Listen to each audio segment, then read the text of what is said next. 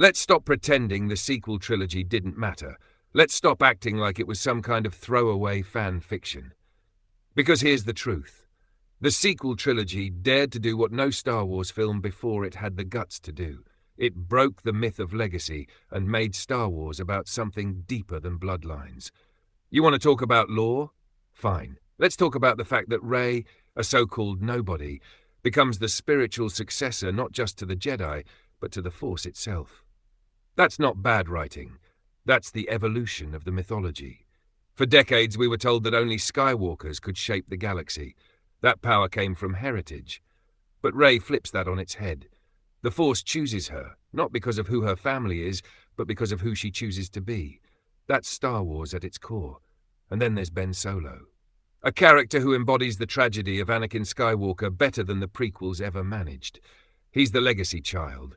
He's born into greatness, trained by legends, corrupted by fear, and ultimately redeemed, but on his own terms. He doesn't die a Jedi. He dies a person. That's raw. That's real. And it completes the cycle that began all the way back in The Phantom Menace. People scream about The Last Jedi breaking the law, breaking the characters. But you know what it really broke? Fan entitlement. Because Rian Johnson didn't hand you a checklist of expectations. He gave you a mirror. Luke Skywalker failing, that's not a betrayal, that's growth. The Jedi fell because they were too proud to admit failure. Luke learned that lesson the hard way. That's what made his sacrifice legendary. He died not in battle, but in belief. And that's more Jedi than anything we saw in the prequels. And yes, Rey Skywalker is her name. That's not a mistake. That's a choice. She takes the name of the family that gave her hope, not the bloodline that tried to break her. And the people who hate that? Let's be honest, they were never mad about lore. They were mad they didn't get their own version of Star Wars served back to them on a nostalgia-drenched platter. The sequel trilogy had flaws.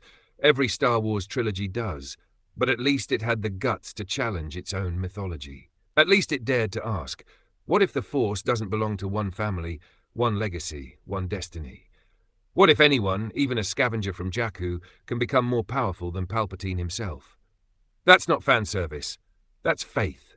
And if that makes you angry, maybe that's because deep down you know it's true.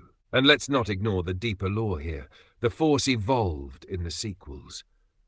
The concept of a Force Dyad between Rey and Ben, that wasn't just cool, it was revolutionary.